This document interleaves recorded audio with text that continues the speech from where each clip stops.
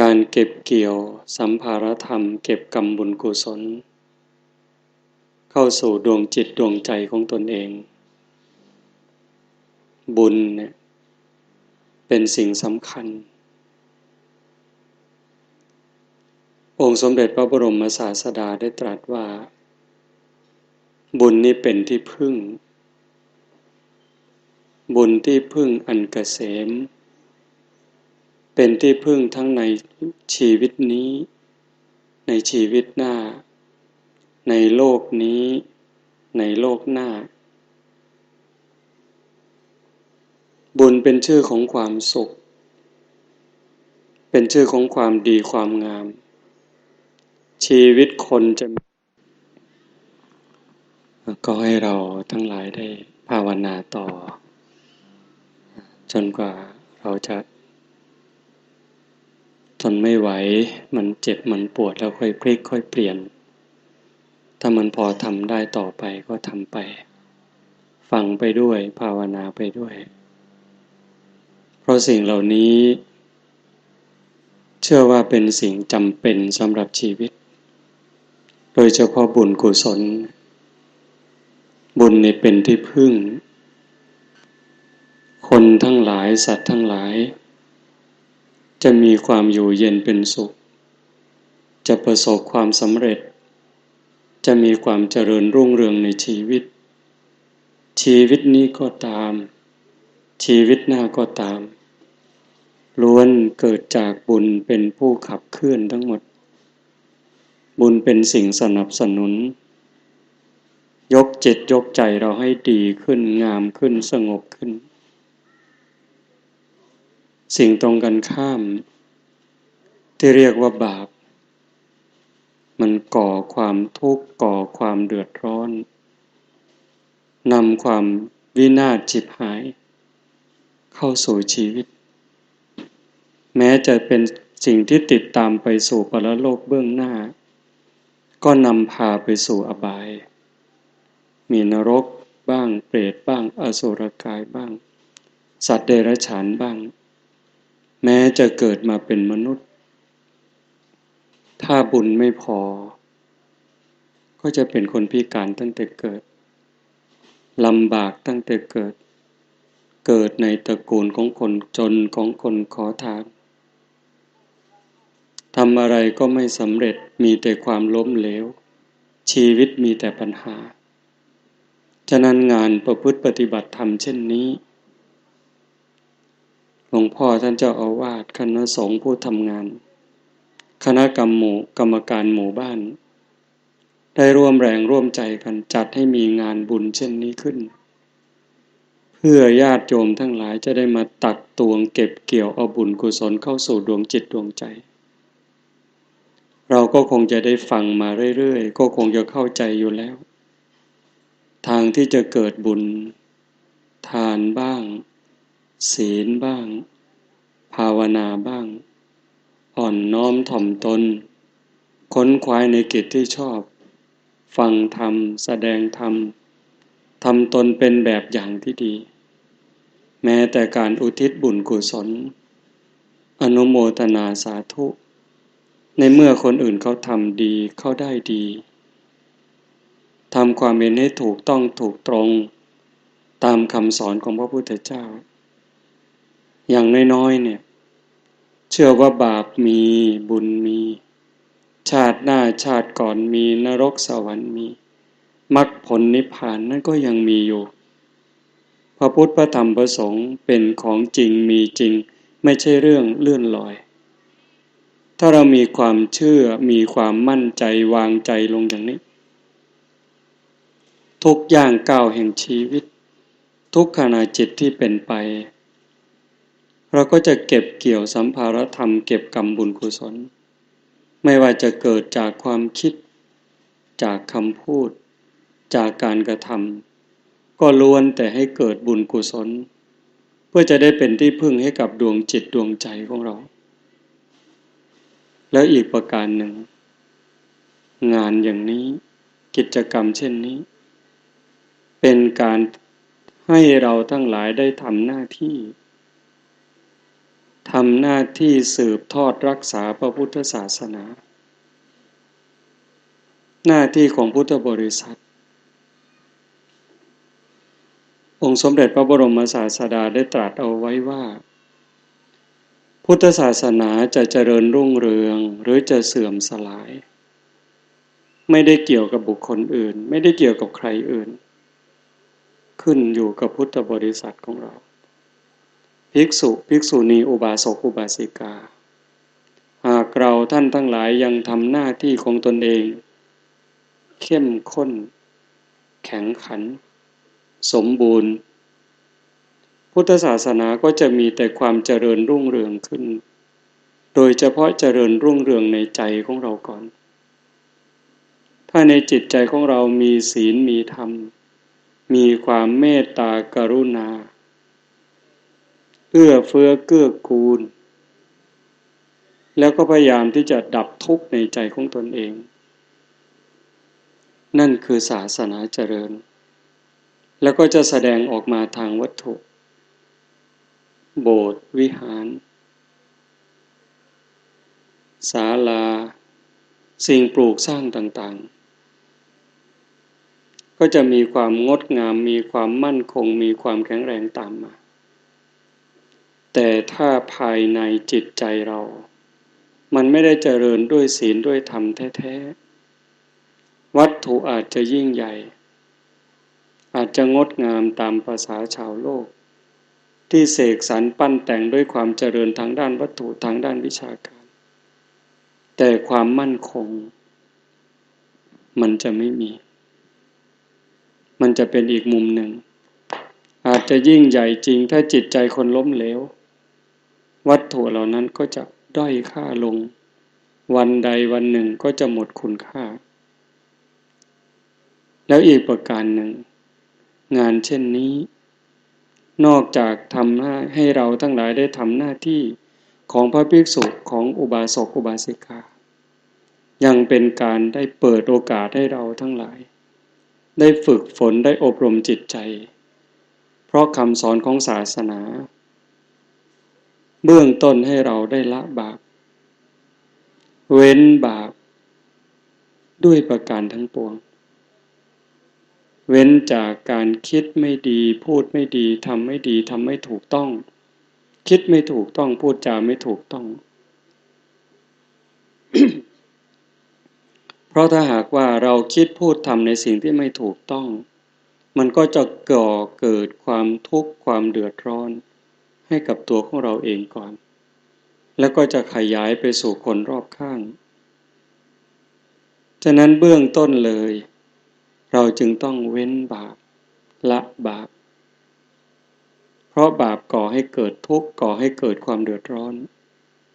ประการต่อมาทำบุญกุศลให้ถึงพร้อมทำบุญทำกุศลให้ถึงพร้อมทำที่ไหนก็ทำที่กายนี่แหละที่วาจาที่ใจมีจิตใจอันงดงามมีความดำริที่ถูกต้องพูดจาก็จะถูกต้องหวังประโยชน์กับบุคคลอื่นด้วยกับตัวเองด้วยกับสังคมกว้างขวางออกไปก็ยิ่งดีการกระทำก็เช่นกันที่ถึงพร้อมด้วยเจตนามีความรักผู้อื่นหวังดีต่อผู้อื่นแต่มันก็ยังไม่พอเพราะถ้าเราเว้นบาปมาทำบุญแล้วก็จะพาดวงจิตดวงใจเรานี้ให้มีความสุขมีความอิ่มใจสุขใจสบายใจแม้จะล่วงลับจากโลกนี้ไปก็จะไปสู่สุคติมีสวรรค์เป็นต้นมีพรหมเป็นต้นหมดเวลาจากสวรรค์หมดเวลาจากพรหมกลับมาเกิดเป็นมนุษย์อีกครั้งก็อาจจะร่ำรวยสวยงามโรคภัยไข้เจ็บน้อยอายุยืนแต่ด้วยเหตุความเป็นจริงของธรรมชาติไม่มีใครที่จะมีความสุขได้ตลอดหรือมีความทุกข์ได้ตลอดเพราะเราไม่ได้เกิดเพียงแค่ชาตินี้ชาติเดียววัฏฏะสงสารไม่มีเบื้องต้นไม่มีท่ามกลางไม่มีที่สุด เราท่านทั้งหลายเวียนว่ายตายเกิดนับภพนับชาติไม่ถ้วนบุญก็สร้างบาปก็ทำดีก็มีชั่วก็มีทั้งบุญและบาปทั้งดีและไม่ดีที่เราทำมันตามส่งผลจนกว่าจะหมดเหตุของมันหมดปัจจัยของมันสัพพังนรานังสัพพลังสุจินนังนกัมมุนาอากินจนะโมฆะมัตถิขึ้นชื่อว่ากรรมแล้วจะมากก็ตามจะน้อยก็ตามจะไม่ให้ผลนั้นไม่มีกรรมเป็นคำกลางๆไม่ได้ดีไม่ได้ชั่วทำดีก็เป็นกรรมดีทำชั่วก็เป็นกรรมชั่วถึงแม้ว่าเรามีบุญมากได้เกิดมาเป็นคนร่ำคนรวยคนสวยคนงามโรคภัยไข้เจ็บน้อยก็ตามเถอะแต่ด้วยเหตุของธรรมชาติมีเกิดก็มีแก่มีเจ็บมีพลัดพรากมีประสบกับสิ่งไม่เป็นที่รักสุดท้ายก็คือตายความทุกข์ก็ยังติดตามเผาลนเราอยู่มากบ้างน้อยบ้างก็แล้วแต่ว่าใครจะมีบุญมีกุศลเก็บเกี่ยวสัมภารธรรมมามากแค่ไหนแต่มันจะไม่มีทุกข์นั้นเป็นไปไม่ได้ทุกขโขตินนาทุกขปเรตามีความทุกข์เป็นเบื้องหน้าแล้วมีความทุกข์อย่างลงแล้วอย่างเช้าวันนี้เราตื่นมาก็ต้องเข้าห้องน้ำห้องส้วมถ่ายหนักถ่ายเบาล้างหน้าแปรงฟันเตรียมอาหารเพื่อจะใช้ในการดำรงชีวิตกว่าจะได้อาหารมาอยู่ในกระติบข้าวอยู่ในปิ่นโตอยู่ในหม้อมันเหนื่อยไหมลำบากไหมนี่ก็คือทุกข์อันหนึ่งแต่เราไม่ได้กำหนดรู้ด้วยเหตุนี้คำสอนของพระพุทธเจ้าที่เป็นแก่นสารสาระจึงบอกว่าสจิตตปริโยทปนังชำระจิตชำระใจของตนให้มันขาวรอบให้มันสะอาดบริสุทธิ์ยิ่งทำจิตให้เราของเราให้มันสะอาดบริสุทธิ์ได้มากเท่าไหร่ภพชาติก็จะน้อยไปเรื่อยๆสะอาดถึงที่สุดก็หยุดการเวียนว่ายตายเกิดไม่ต้องมาทุกข์มาลำบากอีกงานประพฤติปฏิบัติธรรมเช่นนี้จึงเป็นโอกาสหนึ่งที่ครูบาอาจารย์ญาติโยมชาวบ้านจะได้มีโอกาสศึกษาได้เรียนรู้คำสอนของพระศาสนาจากการได้ยินได้ฟังจากการได้เห็นด้วยตาเห็นด้วยตาได้ยินด้วยหูแล้วก็ได้บำเพ็ญบุญกุศลให้ทานฟังเทศน์ฟังธรรมแล้วก็ได้เจริญสมาธิบ่มจิตบ่มใจตามความเข้าใจในเรื่องหลักธรรมคำสอนของพระศาสนาให้ยิ่งขึ้นอย่างเรามาใส่บาตรถวายพระทหารเช้าเราได้ถือโอกาสนั่งเจริญสมาธิเราก็จะได้เห็นว่าคำสอนของพระศาสนาสูงขึ้นเรื่อยๆละเอียดลงเรื่อยๆศีลนี่ก็สำคัญทานนี่ก็สำคัญทานเป็นอุบายเอาชนะความตนีเพราะทุกคนโดยธรรมชาติมันจะมีความตนีมีความเสียดายมีความหวงแหนทรัพย์สินสมบัติที่เรามีเพราะเราเห็นว่ากว่าจะได้มานี่มันเหนื่อยมันลำบากอาบเหงื่อต่างน้ำตากฟ้าตากฝนหลังสู้ฟ้าหน้าสู้ดินอย่างอาหารที่เรานำมาใส่บาตรในเช้าของวันนี้เราทำนาตั้งแต่ปีที่แล้วขวบปีมาแล้วตากแดดตากฝนในคราวที่ปักดำในคราวที่หว่านไถในคราวที่เก็บเกี่ยวล่ะก็ตากแดดตากลมแม้มันจะสบายขึ้นสะดวกขึ้นในสมัยนี้หว่านเอาใช้รถเกี่ยวแต่เราก็ต้องลงทุนลงแรงบางคนนี่เจ็บป่วยเพราะยาเพราะปุ๋ยซึมเข้าสู่ร่างกายตายไปปีหนึ่งก็ไม่ใช่น้อยก็ ก็จะได้ข้าวมาอยู่ในยุ้งในฉางมาอยู่ในกระติบใช้เวลาเป็นแรมปีอาหารที่อยู่ในหม้อที่เป็นกับข้าวบางทีเราก็ใช้เรี่ยวใช้แรงมาเป็นวันๆเป็นเดือนๆเก็บหอมรอมริบแก้วแหวนเงินทองมาทั้งหมดนี้เรานำมาใส่บาตรมาทำบุญมาน้อมถวายเราก็หวังบุญให้เกิดขึ้นกับตัวเองเป็นสมบัติของจิตใจแล้วเรายังหวังอุทิศส่งไปถึงบิดามารดาปู่ย่าตายายบุคคลอันเป็นที่รักผู้มีพระคุณทั้งหลายตลอดทั้งเจ้ากรรมนายเวรที่เราเคยเบียดเบียนเคยข่มเหงเคยรังแกตั้งแต่อดีตชาติไม่รู้ชาติไหนพบไหนแต่เราจะไปทำกับใครล่ะถึงจะเกิดบุญมาก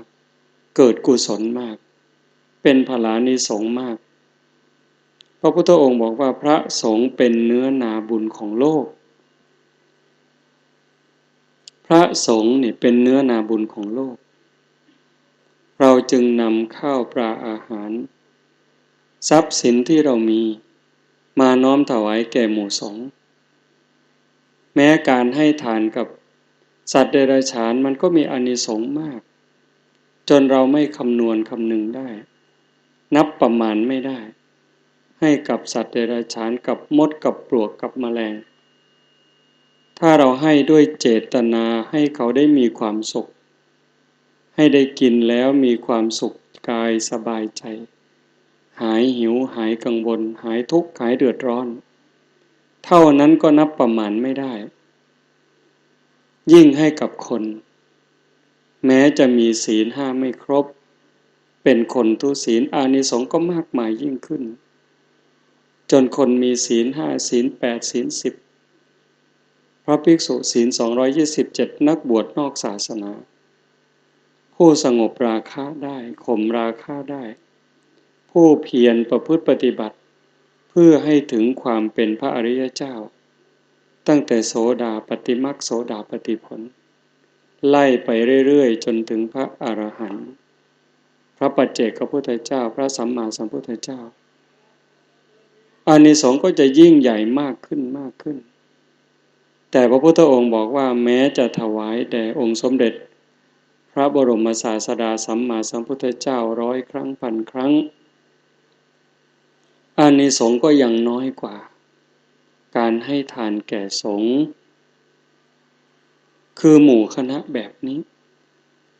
หมู่สงฆ์ที่มีพระพุทธเจ้าเป็นประมุขเป็นประธานเราก็น้อมเอาพระพุทธเจ้าแม้พระองค์องค์เนื้อองค์หนังจะยังไม่อยู่กับพวกเราเรามีพระพุทธรูป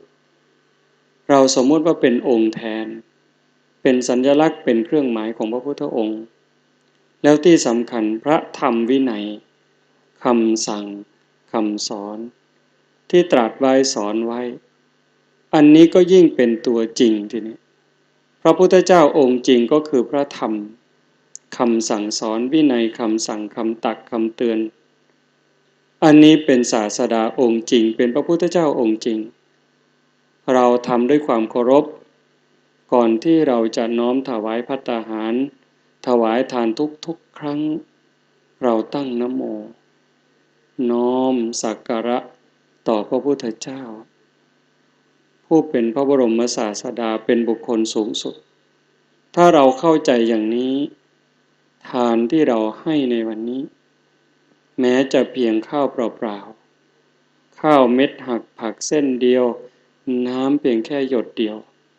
อานิสงส์ก็มากมายนับประมาณไม่ได้ดังนั้นการให้ทานก็เป็นอานิสงส์เป็นบันไดขั้นหนึ่งที่จะนำพาดวงจิตดวงใจของเราไปสู่สุคติแม้ชีวิตหน้าโลกหน้าก็จะพาให้เรามีอยู่มีกินไม่ลำบากไม่ลำบนทานด้วยความศรัทธาศรัทธายะทานังเทติจะร่ำจะรวยด้วยสวยงามด้วยสักกจังทานังเทติให้ทานด้วยความเคารพ เรามีโอกาสได้ฟังธรรมได้ทำความเข้าใจยิ่งเราได้เจริญสมาธิภาวนาควบคู่ทำให้จิตเรามั่นคงจิตเราสงบลงความเคารพในทานวัตถุที่เรามีเป็นของชอบธรรม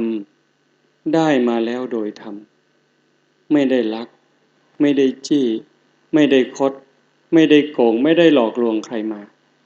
แต่เป็นของที่เราได้มาด้วยหยาดเหงื่อแรงกายด้วยความชอบธรรมถูกกฎหมายบ้านเมืองถูกศีลถูกธรรมอย่างข้าวที่โยมมาใส่บาตรโยมไม่ได้ไปลักใครนาของโยมของพ่อของแม่หว่านมาเป็นแรมเดือนแรมปีถอนหญ้าไขน้ำเข้าไขน้ำออกดูแลมาเป็นปีๆได้มาด้วยความถูกทำชอบทำจากหยาดเหงื่อแรงกายจริงๆโภชนะอาหารที่เป็นกับข้าวเราก็ไม่ได้ลักเป็นของที่ได้มาด้วยความชอบธรรมนี่เราเคารพในทานดอกไม้ที่มาสักการะบูชาก็เช่นกันของที่เราปลูกไว้เองตั้งใจปลูกไว้เพื่อนำมาบูชาพระถวายพระโยมลองนึกถึงรายละเอียดตรงนี้ค่อยๆคิดค่อยๆนึกทุกๆสิ่งทุกๆอย่างที่เรานำมาเป็นของที่สูงค่าแม้ราคาค่าเงินมันจะน้อยแต่ด้วยความรู้สึกภายในเกิดจากจิตจากใจของเรานั้นมันเป็นสิ่งที่ประเสริฐที่สุดถ้าคนไม่มีจิตศรัทธาเลื่อมใสในคำสอนพระพุทธเจ้าไม่หวังบุญหวังกุศลให้เป็นที่พึ่งแก่ดวงจิตของตัวเองเนี่ยมาไม่ได้อย่าว่าแต่ธรรมาถวายของเลยอย่ากล่าวถึงการน้อมถวายสิ่งของแม้แต่มาวัดก็มาไม่ได้แต่นิยมเสียสละทั้งเวลาเสียสละรายได้ที่จะพึงเกิดพึงมีในเวลา3 โมงกว่าของเช้าวันนี้วันอาทิตย์ที่19 กรกฎาคม 2558เวลานี้ถ้าโยมไปไร่ไปนาทำกิจการของตนเองโยมก็จะได้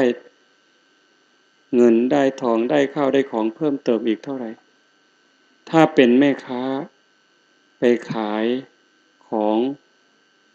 ผักผลไม้เปิดร้านขายของชำหรือทำอะไรก็แล้วแต่แม้แต่คนไปรับจ้างอย่างน้อยๆป่านนี้รายได้ก็เกิดขึ้น5 บาท10 บาทหรือเป็นร้อยแต่นิยมก็เสียสละสิ่งนั้นสละสมบัติภายนอกทรัพย์สินต่างๆที่เป็นสมบัติของโลกมีค่ามีประโยชน์แต่ว่าเรามองว่าบุญนะซึ่งมันมองไม่เห็นด้วยตาสัมผัสไม่ได้ด้วยมือแต่บุญมันคือที่พึ่งเป็นที่พึ่งให้กับตัวเรากับคนรอบข้างทั้งในชีวิตนี้ทั้งในชีวิตหน้าเราจึงยอมเสียสละสิ่งนั้นนอกจากไม่ได้แก้วแหวนเงินทองทรัพย์สมบัติเพิ่มเติมแล้วเรายังหมดอีกข้าวมาถวายวันนี้ก็หมดผักผลไม้กับข้าวที่น้อมถวายวันนี้ก็หมดแต่โยมเชื่อเถอะมันไม่ได้หมดจริงมันจะมีอานิสงส์ส่งให้เรามีกินมีใช้เพิ่มเติมในวันข้างหน้ายิ่งเราให้ด้วยความเคารพพระพุทธองค์บอกว่าเวลาที่อานิสงส์มันเกิดจากการให้ทานด้วยความเคารพเราจะได้สามีที่ดีภรรยาที่ดีลูกหลานที่ดีข้าทาสบริวารที่ซื่อสัตย์ซื่อตรงไว้ใจได้นี่เป็นอานิสงส์จากการให้ทานด้วยความเคารพ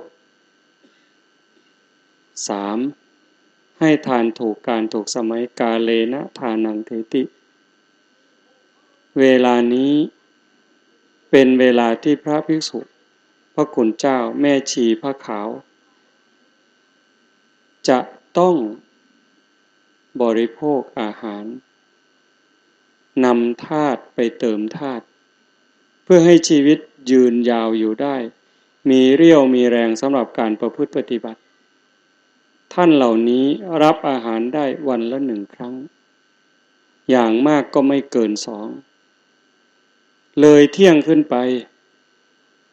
ก็รับไม่ได้แล้วฉะนั้นข้าวน้ำโภชนะอาหารที่ญาติโยมนำมาถวาย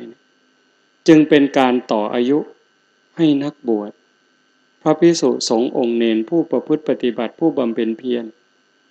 ท่านเหล่านี้เป็นเนื้อนาบุญรับอาหารได้ไม่เกินเที่ยงเวลานี้ก็กำลังหิวอาตมาเชื่อ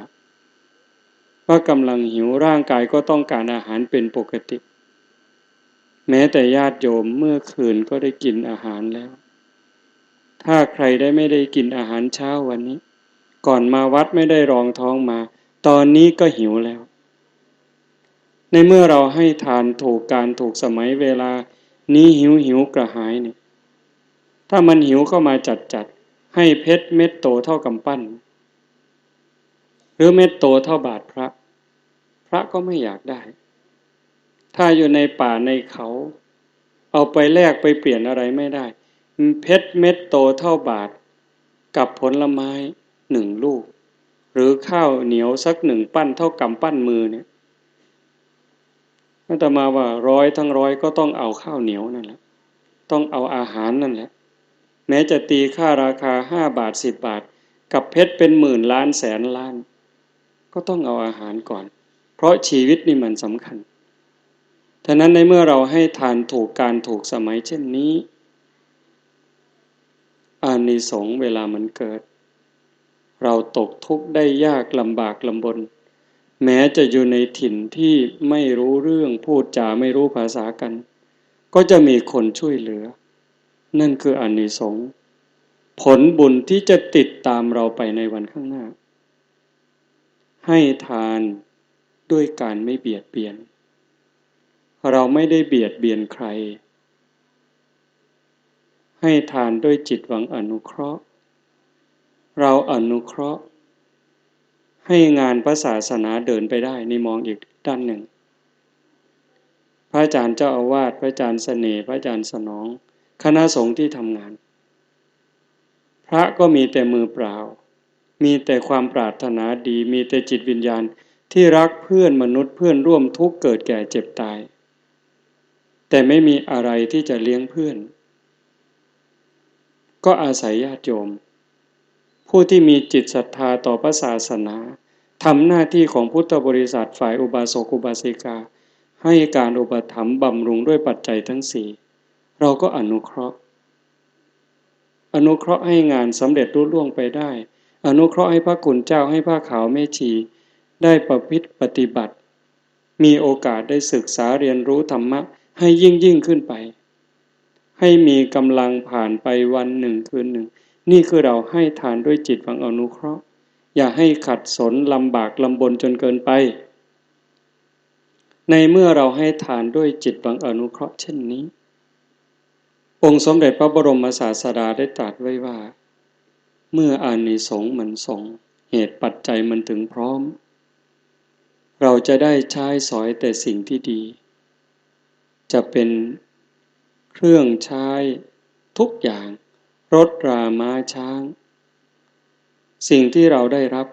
จะเป็นของประณีตมีความคงทนแม้จะเหลือเลือกคนอื่นมาก็ตามแต่จะเป็นสิ่งดีมีคุณมีค่าไม่ก่อปัญหาไม่ก่อความเดือดร้อนลำบากในการใช้สอยสิ่งนั้นจะเป็นสิ่งดีมีคุณมีค่าในเมื่อตกมาอยู่ในกรรมสิทธิ์ในกรรมมือของเรานี่ผลเกิดจากการให้ทานด้วยจิตหวังอนุเคราะห์และอันสุดท้ายให้ทานด้วยการไม่เบียดเบียนเราไม่ได้เบียดเบียนใครไม่ได้ฆ่าสัตว์ตัดชีวิตมาพระภิกษุ100 กว่าชีวิตญาติโยมก็หลาย10 ชีวิตทั้งชาวบ้านด้วยก็100 กว่าเช่นกันรวม300 กว่าชีวิตอยู่ในตรงนี้ถ้าเป็นงานบุญงานในบ้านในชุมชนคนประมาณนี้หมูจะตายกี่ตัววัวจะตายกี่ตัว เหล้ายาจะหมดไปกี่ลังกี่เทแต่นี่ไม่มีเลยงานจะต้องดำเนินไป9 วัน10 วันหมูไม่ตายปลาตัวเดียวก็ไม่ตายเพราะงานนี้ทุกสิ่งทุกอย่างโยมหามาได้ด้วยความเป็นปกติด้วยศีลด้วยธรรมกลัวบาปละอายบาป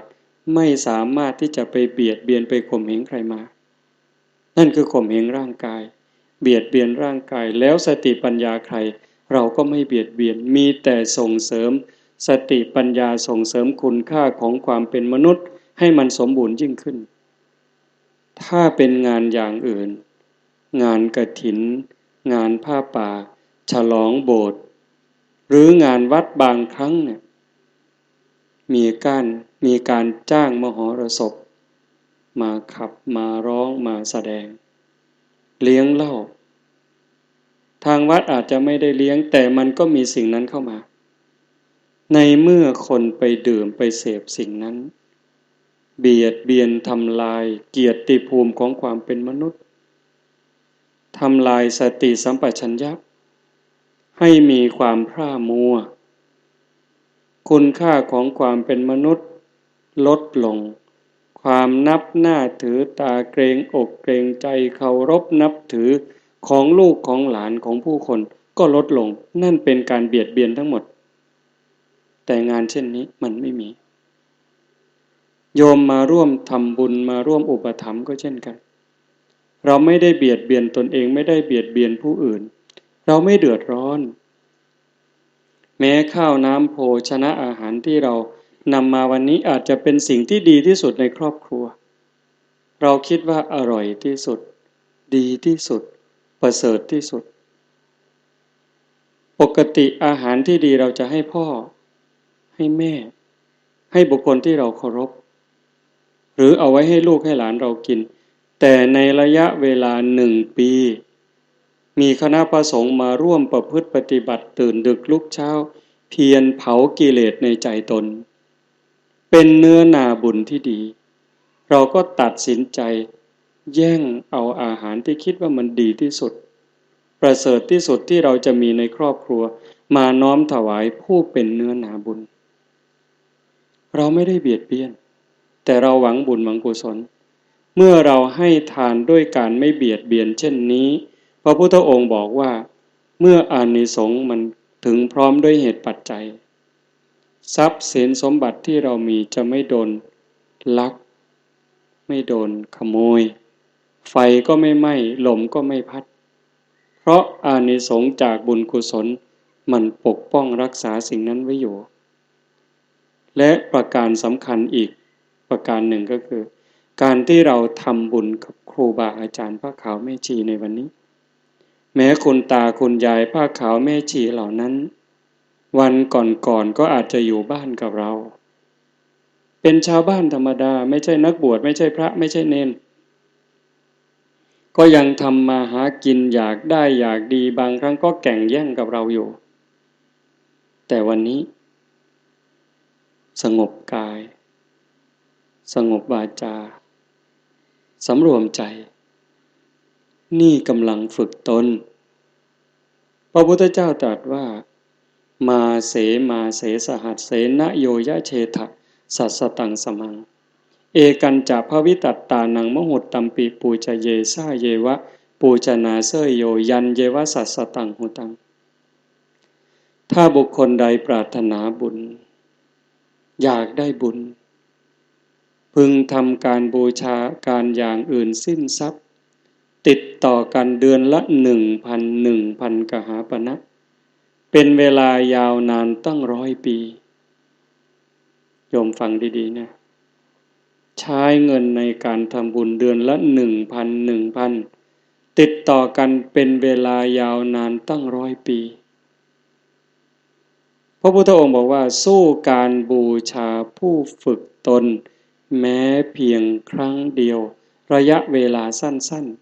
ๆไม่ได้1 ปีมี12 เดือนเดือนละ1,000ก็12,100 ปีละ 1,200,000 บาทใช้เงินไป1,200,000 บาทเวลาจะหมดไปเท่าไหร่ทุกเดือนอย่างน้อยๆอย่างเรามาเนี่ยสมมุติว่าบูชาการอย่างอื่นเลี้ยงเหล้าเลี้ยงยาที่มันไม่ใช่งานเช่นนี้ไม่ใช่ผู้ประพฤติผู้เป็นปฏิฆาหกผู้รับทานของเราไม่ใช่คนฝึกตนเช่นนี้100 ปีหมดเงินไป1,200,000หมดเรี่ยวหมดแรงไปเท่าไหร่แต่สู้การบูชาผู้ฝึกตนแม้เพียงครั้งเดียวระยะเวลาสั้นๆไม่ได้การบูชาแปลว่าการแสดงออกถึงการรู้คุณรู้ค่าหมดเงินไป1,200,000สู้การประนมมือไหว้พระภิกษุสามเณรหรือแม้แต่ผ้าขาวแม่ชีเราประนมมือไหว้ด้วยความเลื่อมใสศรัทธาเกิดจากความรู้สึกจริงๆในใจประนมมือไหว้เพียงแค่ครั้งเดียวได้บุญมากกว่าใช้เงินไป1,200,000เป็นเวลา100 ปีพระพุทธองค์ตรัสเองนะเพราะจิตทุกดวงเนี่ยมันเวียนว่ายตายเกิดในวัฏสงสารนับภพนับชาติไม่ถ้วนที่มันต้องเวียนวนทุกข์ยากลำบากในวัฏสงสารอย่างนั้นเพราะมันยังไม่ได้รับการฝึกไม่ได้รับการอบรมในเมื่อยังไม่ได้รับการอบรมจิตดวงนี้จะโหดร้ายเสื่อมทรามมากลูกฆ่าพ่อฆ่าแม่พ่อแม่ฆ่าลูกสามีฆ่าภรรยาภรรยาฆ่าสามีพี่น้องฆ่ากันตายสงครามเต็มบ้านเต็มเมืองเอายาเสพติดมามอมเมาประชาชนมอมเมาลูกหลานอย่างที่โยมเห็นคดบ้านโกงเมืองกินบ้านกินเมืองโกหกซึ่งหน้าปล้นฆ่าซึ่งหน้านี่เพราะจิตใจที่ยังไม่ได้รับการอบรมยังไม่ได้ฝึกฝนแม้แต่บวชห่มเหลืองโกนหัวเนี่ยก็ยังทำผิดพระธรรมวินัยอย่างที่เราได้ยินข่าวบ่อยๆเนืองๆนั่นคือจิตยังไม่ได้ฝึกอย่าว่าแต่ชาวบ้านแม้แต่อยู่วัดถ้ายังไม่ได้ฝึกมันก็ยังไม่งดงามแต่ตอนนี้ทั้งพระคุณเจ้าทั้งพ่อขาวแม่ชีและก็ญาติโยมเองที่มาจากทางบ้านนำข้าวปลาอาหารมาใส่บาตรมาทำบุญโยมก็กำลังมาฝึกกำลังมาอบรมจิตใจฉะนั้นข้าวเม็ดหักผักเส้นหนึ่งน้ำครึ่งหยดที่ญาติโยมนำมาแย่งจากพ่อจากแม่จากสามีภรรยาจากลูกจากหลานที่เรารักมาน้อมถวายพระภิกษุสามเณรผู้ประพฤติปฏิบัติธรรมผ้าขาวแม่ชีผู้เป็นเนื้อนาบุญของโลกมันจึงมีอานิสงส์มากมายมากกว่าการให้ทานเดือนละ1,000เป็นเวลายาวนานตั้ง100 ปีฉะนั้นโยมอย่าดูหมิ่นดูแคลนตนเองอย่าดูถูกว่าสมบัติทรัพย์สินที่เรามาบูชามันอาจจะน้อยค่าใช่อาจจะน้อยค่าทางด้านเงินทองแต่คุณค่าทางด้านจิตใจโยมมีดีที่สุดวันนี้เท่านี้แหละที่โยมเอานำมาเนี่ยมันจึงเป็นสิ่งที่มีค่าเป็นสิ่งที่สะอาดบริสุทธิ์เคารพในวัตถุทานเคารพในผู้รับทานโยมเคารพจริงๆก่อนให้โยมก็กราบก็ไหว้ยกใส่เกล้าเท้าใส่หัวตั้งจิตอธิษฐานหวังท่านเหล่านี้ให้เป็นสะพานบุญเป็นเนื้อนาบุญส่งไปถึงพ่อแม่บิดามารดาปู่ย่าตายายสามีภรรยาลูกหลานญาติพี่น้องในชาตินี้ก็ตามชาติก่อนพบก่อนก็ตามตลอดทั้งเจ้ากรรมนายเวรโยมหวังพึ่งนะเคารพในผู้รับทานเหล่านี้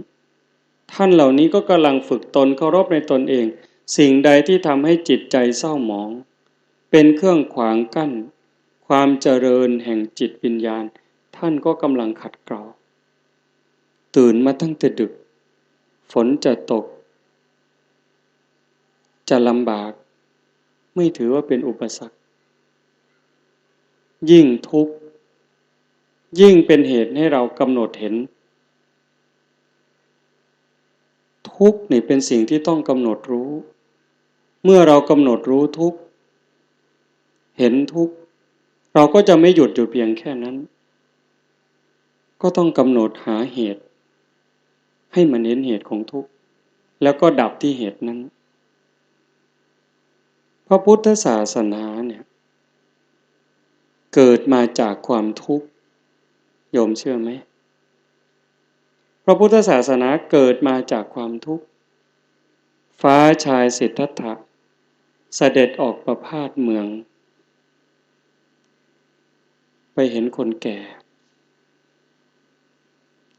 ฟ้าชายสิทธัตถะเห็นคนแก่ถามนายชนะว่านี่อะไรเขาคงไม่ใช่คนแน่ๆเขาคงไม่ใช่คนเหมือนเราถ้าเป็นคนเหมือนเราฟันเขาไปไหนตาเขาทำไมฉ่ำแฉะอย่างนั้นผมเขาก็ขาวโพลนไม่ดำสนิทเหมือนผลของเราร่างกายก็โค้งงอผิวหนังก็เหี่ยวย่นทำไมไม่เต่งตึงไม่เหยียดหลังให้ตรงเหมือนเราพอนายชนะกราบทูลว่าอันนี้คนแก่พระเจ้าค่ะเขาเป็นคนแก่เราจะแก่ไหมแก่พระเจ้าค่ะพิมพาแก่ไหม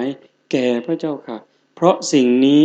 เป็นของธรรมดาทุกคนเกิดมาก็ต้องแก่อย่างนี้พระองค์กลัวเนี่ยพระองค์กลัวความแก่ที่มันจะเกิดขึ้นกับพระองค์เกิดขึ้นกับพิมพาและก็เกิดขึ้นกับคนทุกคนพระองค์ก็หวนคิดว่ามันน่าจะมีทางเอาชนะความแก่นี้ได้กลัวความแก่เป็นทุกข์ความแก่เป็นทุกข์ไปเห็นคนเจ็บนอนครวญครางร้องขอความช่วยเหลือผิวหนังเป็นจ้ำๆเป็นจุดๆพยายามอัดลมกั้นลมหายใจเพื่อจะพยุงกายให้ลุกขึ้นพอยืนขึ้นแต่ตั้งหลักยังไม่ได้ก็ล้มฟาดลงอย่างแรงพระองค์มองเห็นด้วยความเมตตากรุณาที่มีในน้ำพระทัยวิ่งไปถึงคนเจ็บนั้นไปอุ้มขึ้นให้หัวพาดที่เขาแล้วถามว่าเป็นอะไรนายชนะตามมาทันบอกว่าวางเขาเถิดเลือดเขากำลังเป็นพิษเขาเป็นกาฬโรคโรคอาจจะติดต่อถึงพระองค์ได้ฟ้าชายสิทธัตถะยังไม่รู้เรื่องถามนายชนะว่าเราก็จะเป็นด้วยหรือเป็นได้พิมพาเป็นได้ทุกคนเป็นได้เพราะความเจ็บนี้เป็นธรรมดาจากนั้นไปเห็นคนตายที่มีคนหามมามีคนร้องไห้ตามหลังไปวางบนกองฟืนแล้วก็จุดไฟเผาพระองค์ตกตะลึงก็ถามนายชนะว่าทำไมคนคนนั้นนอนให้เขาเผาอย่างนั้นล่ะนายชนะก็ตอบว่าเขามีปากก็ขอความช่วยเหลือไม่ได้มีขาก็ไม่สามารถจะวิ่งไปได้เพราะเขาคือคนตายความตายเราต้องตายไหมตายพระเจ้าค่ะพิมพาตายไหมตายพระเจ้าค่ะเห็นไหมพระพุทธศาสนาเกิดจากความทุกข์พอหลังกลับพระองค์ไปเจอตอนกลับเนี่ยไปเจอนักบวชที่มีอากัปกิริยาที่สงบงามถามถึงการดำรงชีวิตนายชนะก็กราบทูลว่าบุคคลเหล่านี้ใช้ชีวิตเพื่อหาทางหลุดพ้นจากการแก่การเจ็บการตายพระองค์ก็กลัวเป็นทุนอยู่แล้วก็ตัดสินใจออกบวชเพื่อจะหาทางออกจากทุกข์ตรงนี้บำเพ็ญประพฤติปฏิบัติ6 ปีวันสุดท้ายวันจะได้ตรัสรู้ใต้ต้นพระศรีมหาโพธิ์ก็ตรัสรู้อริยสัจข้อที่1ก็คือทุกข์ทุกข์สมุทัยนิโรธมรรคฉะนั้นเรามาอยู่ตรงนี้แม้มันจะหิวแม้มันจะเหน็ดจะเหนื่อยฝนจะตกจะลำบากลำบนถือว่านั่นกำลังได้รับการส่งให้ข้ามทุกข์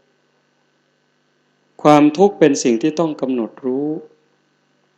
ถ้าความทุกข์ถูกกำหนดรู้นั่นคือปากประตูของพระนิพพานความทุกข์ที่ถูกกำหนดรู้เป็นปากประตูของพระนิพพานเมื่อเราเห็นทุกข์ก็กำหนดให้เห็นเหตุของมันเพราะทุกข์ไม่ได้เกิดขึ้นลอยๆทุกสิ่งทุกอย่างในโลกนี้เกิดด้วยเหตุด้วยปัจจัยไม่มีอะไรเกิดขึ้นเองอาศัยกันเกิดขึ้นเมื่อเหตุปัจจัยยังทรงอยู่ก็ยังตั้งอยู่เมื่อเหตุปัจจัยดับทุกอย่างก็ดับเกิดขึ้นตั้งอยู่ดับไปอนิจจังทุกขังอนัตตามันมีอยู่กับเราอยู่ในใจของเราในเนื้อในตัวของเราทุกสิ่งทุกอย่างเป็นอย่างนี้แต่ถ้าพระคุณเจ้าผ้าขาวแม่ชีหรือใครก็ตามไม่ได้อบรมจิตใจไม่ได้เจริญสติเจริญสมาธิมันจะไม่ละเอียดจิตมันจะตามส่งไปไม่ถึงส่งสติปัญญาไปไม่ถึงจึงต้องอาศัยการตื่นแต่ดึกลุกแต่เช้าฝึกเนื้อฝึกตัวเดินจงกรมนั่งเจริญสมาธิภาวนาแม้ในขณะฉันในขณะนอนในขณะถ่ายสงน้ำสงท่าเดินไปเดินมาก็มีโอกาสเจริญสติสัมปชัญญะเสมอในเมื่อมีการเจริญสติสัมปชัญญะอย่างต่อเนื่องมีสติในอารมณ์ปัจจุบันอยู่บ่อยๆเนืองๆมันเผลอมันขาดก็เป็นเรื่องธรรมดาเพราะเรากำลังฝึกระลึกได้เมื่อไหร่กำหนดเมื่อนั้นกำหนดทุกครั้งเรากำลังสร้างเหตุสร้างปัจจัยที่จะเอาชนะกิเลสตัณหาอยู่เสมอกำลังรับมีดกำลังรับดาบในเมื่อเราฝึกได้มั่นคงละเอียดขึ้นมั่นคงขึ้นพอเรากำหนดเห็นทุกข์พิจารณาเหตุของทุกข์ก็จะชัดยิ่งขึ้นในเมื่อมันชัดยิ่งขึ้นเราพบเจออะไรเห็นอะไรน้อมจิตพิจารณาอาการทุกสิ่งทุกอย่างที่เกิด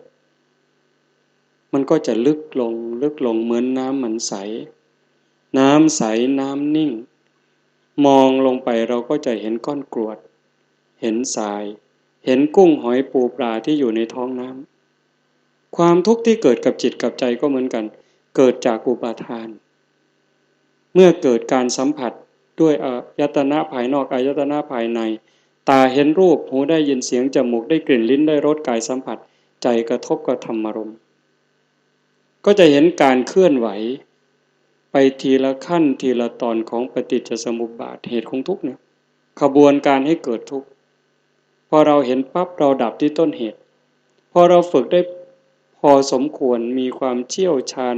ชำนิชำนาญพอสมควรตัดที่การสัมผัสจากการกระทบสัมผัสมีตาต้องเห็นรูปหูต้องได้ยินเสียงจมูกต้องได้กลิ่นลิ้นต้องได้รสกายต้องสัมผัสใจมีนึกคิดเป็นธรรมดาแต่เมื่อเรามีสติสัมปชัญญะที่ฝึกฝนอบรมไว้พอสมควรจนเกิดความแข็งแกร่งเห็นปั๊บกำหนดรู้ปั๊บก็ให้ผ่านไปไม่ดีใจไม่เสียใจไม่ยินดีไม่ยินร้ายอาตาปีสัมปชานโนสติมาวินยะโลเกอภิชาโทมนัสสังมีความเพียรมีสติมีสัมปชัญญะถอนความพอใจและความไม่พอใจในโลกออกเสียได้เมื่อมีจิตตั้งมั่นอย่างนี้เห็นก็สักว่าเห็นได้ยินก็สักว่าได้ยินได้กลิ่นก็สักว่ากลิ่นรสก็สักว่ารสสัมผัสก็สักว่าสัมผัสทุกสิ่งเกิดขึ้นก็ผ่านไปเกิดขึ้นก็ผ่านไปไม่ยินดีไม่ยินร้ายจิตแบบนี้แหละเป็นจิตของพุทธะผู้ฝึกตนเพื่อจะให้จิตไปถึงตรงนี้แต่เราเห็นทุกสิ่งทุกอย่างที่มันเกิดขึ้นตั้งอยู่ดับไปไม่คงทนไม่ถาวรก็จะเกิดความเบื่อความหน่ายไม่ยึดไม่หน่วงเอามาเราสวดมนต์ทำวัดเย็นบางวันแล้วก็จะได้สวดสัพเพสังขาราอนิจจาติยะถาปัญญายปัสสติเมื่อใดบุคคลเห็นด้วยปัญญาว่าสังขารทั้งปวงไม่เที่ยงสัพเพสังขาราทุกขาติยะถาปัญญายปัสสติเมื่อใดบุคคลเห็นด้วยปัญญาว่าสังขารทั้งปวงเป็นทุกข์สังขารคือสิ่งปรุงแต่งร่างกายเราก็ตามจิตใจเราก็ตามสังขารที่มีวิญญาณครองไม่มีวิญญาณครองทุกสิ่งทุกอย่าง ล้วนมีความแปรปรวนไม่เที่ยงเป็นทุกข์สัพเพธัมมาอนัตตาติยถาปัญญายปัสสติเมื่อใดบุคคลเห็นด้วยปัญญาว่าธรรมทั้งปวงเป็นอนัตตาชีวิตคนชีวิตสัตว์รถราม้าช้างกุฏิวิหารบ้านเรือนถูกปรุงแต่งนั่นคือสังขารมีความเปลี่ยนแปลงทนอยู่ในสภาพเดิมนั้นไม่ได้ไม่มีเอกภาพในตัวทุกสิ่งทุกอย่างอาศัยกันเกิดขึ้นเพราะสิ่งนี้มีสิ่งนี้จึงมีไม่เป็นตัวของตัวบังคับบัญชาอะไรไม่ได้ไม่อยู่ในอำนาจบังคับบัญชาของใครในเมื่อเห็นมันเป็นอย่างนั้นทำทั้งปวงเป็นอนัตตาอัฏฐนิพพินทติทุกเขเอสามะโควิสุทธิยาเมื่อนั้นย่อมเหนื่อยหน่ายในสิ่งที่เป็นทุกข์ที่ตนหลงนั่นแหละเป็นทางแห่งพระนิพพานอันเป็นธรรมหมดจดถ้าเราไม่ได้ฝึกสติไม่ได้เจริญสมาธิแบบนี้มันจะไม่มีความมั่นคงไม่มีความละเอียดพอไม่มีความเฉียบคมพอที่จะมองไปเห็นการเปลี่ยนแปลงการเป็นทุกข์การอาศัยกันแล้วเกิดขึ้นมันจะคลายความยึดมั่นไม่ได้เราเรียนเรารู้เราฟังก็ใช่อยู่แต่ถ้าได้ฝึกได้เพียรอย่างนี้มันจะทำให้เราเข้าใจยิ่งขึ้นละเอียดยิ่งขึ้นชาตินี้ภพนี้ชีวิตนี้อาจจะไม่ถึงฝั่งแต่เรากำลังสร้างเหตุปัจจัยเก็บเกี่ยวสัมภารธรรมไปทีละเล็กทีละน้อยโยมมาให้ทานก็เหมือนกันเป็นอุบายเอาชนะความตนีในใจอานิสงส์เบื้องต้นอย่างอาตมาว่าให้ทานด้วยความศรัทธาจะทำให้เราสวยเรางามร่ำรวยด้วยให้ทานด้วยความเคารพจะได้ลูกดีสามีภรรยาที่ดีบริวารที่ดีให้ทานด้วยถูกการถูกเวลาจะได้มีคนช่วยเหลือทันเหตุทันการเวลาเราทุกข์เราลำบากให้ทานด้วยจิตหวังอนุเคราะห์เราจะได้รับแต่สิ่งที่ดีที่งามเครื่องใช้ไม้สอยจะเป็นของละเอียดประณีตให้ทานด้วยการไม่เบียดเบียนทรัพย์สมบัติที่เราเกิดเรามีเราได้เราครอบครองด้วยกรรมสิทธิ์แล้วจะไม่เสียหายด้วยน้ำด้วยลมด้วยไฟด้วยโจรนี่คืออานิสงส์เบื้องต้นแต่ลึกเข้ามาอีกการให้ทานเป็นอุบายเอาชนะความตณีทีเหนียวความตณีหวงแหนผูกยึดเราไว้ในโลกในวัฏสงสารก่อให้เกิดความเห็นแก่ตัวแต่วันนี้ถ้าเราเข้าใจเราก็ให้ทานเพื่อชำระความตณีความขี้เหนียวความเห็นแก่เนื้อแก่ตัวจิตใจเราก็จะเบาขึ้นสงบขึ้นสว่างขึ้นศีลล่ะเป็นอุบายออกจากการเบียดเบียนเราได้สำรวมกายวาจาใจไม่เบียดเบียนตนเองไม่เบียดเบียนผู้อื่นมีความเป็นปกติของกายวาจาใจโยมก็ลองนึกดูว่าถ้าคนในโลกเนี่ยมีศีลสำรวมกายวาจาใจแม้แต่ศีลห้าแม้ไม่ครบก็ตามข้อหนึ่งสองข้อสามข้อเริ่มจากอย่างน้อยๆคนละหนึ่งข้อถ้าเราทำได้จริงๆสุขภาพเราดีคนรอบข้างสบายใจสังคมอยู่เย็นเป็นสุขถ้ามีทั้งห้าข้อล่ะความเป็นมนุษย์ผู้มีจิตใจอันงดงามจิตใจอันสูงส่งก็จะสมบูรณ์โลกนี้จะงดงามกว่าโลกสวรรค์ถ้าคนมีศีลห้านะแล้วก้าวเข้าสู่การเจริญภาวนาทำให้จิตตั้งมั่นความเมตตาความกรุณาความพลอยยินดีจะมากขึ้นจากการได้ฝึกเดินจงกรมนั่งภาวนาเนี่ยความอ่อนน้อมอ่อนโยนมันจะเกิดขึ้นจากตรงนี้เชื่อเถิดพระคุณเจ้าญาติโยมก็เช่นกันถ้าเราจะใช้อะไรก็ตามนะยุบหนอพองหนอก็ตามพุทโธก็ตามหรือดูลมหายใจเฉยๆก็ตาม สัมมาอรหังก็แล้วแต่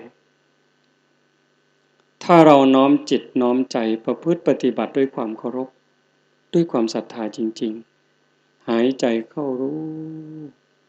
ถ้าใช้อานาปานสติหายใจเข้ารู้ออกรู้เข้าสั้นก็รู้ออกสั้นก็รู้เข้ายาวก็รู้ออกยาวก็รู้เริ่มต้นจากหายใจยาวเข้ายาวออกยาวยืดกายตรงมือแขนปล่อยเป็นอิสระเท้าเป็นปล่อยเป็นอิสระไม่กดไม่เกร็งแต่เพียรพยายามให้เห็นลมเข้าละเอียดยาวออกละเอียดยาวผ่านไป3 วัน5 วันถ้ากำหนดทันตามจริงๆนะความชุ่มชื่นแห่งใจจะเกิดความปีติความอิ่มใจจะเกิดถ้าทำบ่อยๆเนืองๆเวลาที่จิตเราครุ่นคิดเรื่องนู้นเรื่องนี้เราระลึกได้นึกได้ปั๊บน้อมจิตมาที่ลมดึงเข้าปื๊ดเข้ายาวออกยาวเพียงแค่รอบเดียวความอิ่มใจกลับมาขนลุกสู้ปีติน้ำตาไหลเลยก็ได้ยุบหนอพองหนอก็เช่นกันจึงเชื่อว่าพระกรรมฐานกองไหนองค์ไหนก็ไม่ได้ต่างกันถ้าเราใช้ให้เป็นเพียงแค่เบื้องต้นเพียงแค่สงบอารมณ์ที่ฟุ้งซ่านแต่ต้องอาศัยการทำบ่อยๆเนืองๆให้ชำนิชำนาญพอน้อมจิตมาสู่องค์พระกรรมฐานปุ๊บจิตเราก็จะตัดอารมณ์ข้างนอกปุ๊บเพราะที่เราเป็นทุกข์เรากังวลเพราะส่งจิตออกนอกไปอยู่กับอดีตบ้างไปอยู่กับอนาคตบ้างเมื่อน้อมจิตมาอยู่ที่กายยาวานาคืบกว้างศอกใจก็จะสงบลงความเครียดโรคประสาทก็จะหมดไปฉะนั้นจึงบอกว่าการบูชาผู้ฝึกตนแม้เพียงครั้งเดียวนี่อานิสงส์จึงมากมายญาติโยมไม่ต้องกล่าวถึงการเอาข้าวน้ำโภชนะอาหารมาอุปถัมภ์บำรุงเพียงแค่การประนมมือไหว้ด้วยจิตใจเลื่อมใสศรัทธาต่อหมู่สงฆ์ที่นิ่งสงบแบบนี้โยมไม่ต้องเชื่ออาตมาไม่ต้องคล้อยตามโยมมองด้วยตาโยมก็เห็นน่าศรัทธาไหมน่าเลื่อมใสไหมน่าให้การอุปถัมภ์อุปถากไหมถ้าพระคุณเจ้าในโลกเป็นแบบนี้พระสงฆ์ในประเทศไทยเป็นแบบนี้สงบงามด้วยกายวาจาใจแบบนี้โยมก็พร้อมจะให้การสนับสนุนจริงๆมีเรื่องจะคุยมีเรื่องจะเล่าอยู่เยอะแต่ก็คงจะใช้เวลาเพียงเท่านี้ขณะนี้นิดเดียวครับพระคุณเจ้าฝากอาจารย์เสน่ห์อาจารย์สนองท่านเจ้าอาวาสคณะสงฆ์ทุกรูปด้วยญาติโยมทุกท่านในความรู้สึกในใจลึกๆของอาตมาภาพเวลานี้เป็นเวลาที่กลัวที่สุดกลัวว่าพระพุทธศาสนาจะไม่หลงเหลือในประเทศไทยกลัววัดจะไม่หลงเหลือพระภิกษุสามเณรเหตุหนึ่งมาจากพวกเราผู้ที่เราหวังพึ่งพาอาศัยผู้ปกครองบ้านเมืองตั้งแต่ไหนแต่ไรมาโดยเฉพาะยุค10 ปีมาเนี่ยประชาชนไม่รู้ตัวพระภิกษุสงฆ์องค์เณรไม่รู้ตัวผู้ที่มีโอกาสเข้าไปบริหารบ้านเมืองเป็นคนเห็นแก่ตัวจนเกินไปประชาชนเราเองก็เป็นคนทุกข์คนยากเป็นคนที่รู้ไม่ทันซื่อจนเซ่อความเห็นแก่ตัวมันเป็นสิ่งที่ฝังอยู่ในใจเราทุกคนในเมื่อประชาชนเห็นแก่ตัวเลือกนักการเมืองที่เห็นแก่ตัวนักการเมืองเห็นแก่ตัวไปตั้งรัฐบาลที่เห็นแก่ตัวคนเห็นแก่ตัวบริหารประเทศก็สูบเลือดสูบเนื้อวางรากฐานประเทศผิดจนวันนี้ลูกหลานเราโง่แค่ไหนก็ต้องเลื่อนชั้น จบม.3 เขียนชื่อตนเองยังไม่แน่ใจแถวสุรินทร์เป็นไหมช่วยงานพ่อแม่ไม่ได้ครูด่าไม่ได้ตีไม่ได้ตกซ้ำชั้นไม่ได้นี่คืออนาคตของประเทศคนที่ขี้เกียจสันหลังยาวช่วยงานพ่อแม่ไม่ได้มีแต่กินมีแต่เล่นมีแต่เกเรโง่ก็โง่แล้วเราจะต้องไปฝากชีวิตของเรากับบุคคลเหล่านั้นลูกหลานเราจะเป็นอย่างนั้นไม่ทำงานช่วยพ่อแม่ใช้เงินเปลืองผู้หญิงก็ตามผู้ชายก็ตามเมาเหล้าทั้งผู้หญิงผู้ชายเหยียบขี้ไก่ไม่ฝ่อเกิดจากการวางระบบประเทศที่ผิดพลาดโทษใครไม่ได้เรามีส่วนร่วมทุกคนเราเห็นแก่ตัวเงินที่เขาให้400 500 1,000เหล้าหยด2หยดแก้ว2แก้วเราก็มอบอำนาจให้เขาพอเขาวางแผนประเทศเพราะความเห็นแก่ตัวที่จะกินเราต่อไปเกิดการปฏิวัติเมื่อปี49คนปฏิวัติไม่ได้ทำเพื่อประชาชนไม่ได้ทำเพื่อประเทศชาติเราแต่เขาทำเพื่อศาสนาของเขาทำเพื่อศาสนาของเขาหยิบคนที่นับถือศาสนาเดียวกันมาเป็นหัวหน้าหน่วยทบวงกรมกระทรวงทบวงกรมต่างๆขึ้นมาอยู่หัวแถวทั้งหมดอธิการบดีมหาวิทยาลัยราชภัฏที่ไม่ใช่ชาวพุทธ20-30มหาวิทยาลัย20-30กว่าจังหวัดแล้วกฎหมายตามมาอีกเยอะแล้วเรายังไม่เข็ดเลือกนักการเมืองเห็นแก่ตัวคดโกงตามมาอีกพอมีการปฏิวัติครั้งนี้จะแก้ไขมันแก้ไม่ได้เพราะหัวโต๊ะเป็นคนต่างศาสนาเสียแล้วถ้านายอำเภอจะเรียกประชุมวันนี้ไม่ได้เรียกคุณยายแน่นอนต้องเรียกผู้ใหญ่บ้านเรียกกำนันเรียกนายกในเมื่อการจะแก้ไขปัญหาที่มันคาราคาซังยุ่งเหยิงในประเทศไทยพอเรียกปั๊บก็หัวหน้าต่างศาสนาไปยืนอยู่ทั้งหมด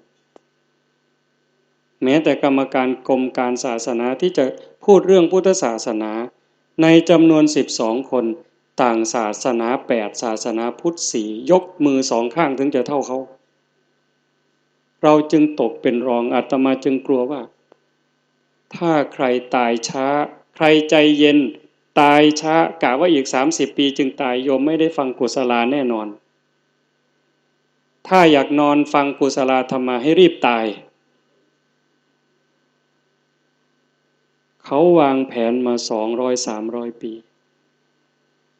เรียนฟรีก็ดีอยู่สามเณรคือเหล่ากอของสมณะก็เหมือนกับกอไผ่มันจะมีหน่อไผ่มีหน่อน้อยๆมีต้นกำลังอ่อนๆมีต้นปานกลางมีต้นแก่เพราะมันมีหน่อมันจึงมีต้นอ่อนจึงมีต้นปานกลางจึงมีต้นแก่แต่ในเมื่อไม่มีหน่อต้นแก่ก็จะตายต้นปานกลางก็จะต้องถูกตัดไปทำด้ามมีดด้ามเสียมด้ามขวานต้นอ่อนๆถ้ายังไม่ถึงขนาดก็จะถูกตัดเอาไปแกงเป็นหน่อไม้โยมเคยเอาไปแกงไหมล่ะต้นไม้ไผ่ที่มันอ่อนๆเอามาหั่นเป็นบ้องเป็นบ้องเป็นบ้องก็ยังกินได้อยู่ถ้าพอดีๆหน่อยก็จะเอามาเป็นตอกมัดก้ามัดฟ่อนข้าวพระเนนก็เหมือนกันในเมื่อไม่มีเนนน้อยมีแต่หลวงตาก็เหมือนกับลำไผ่ที่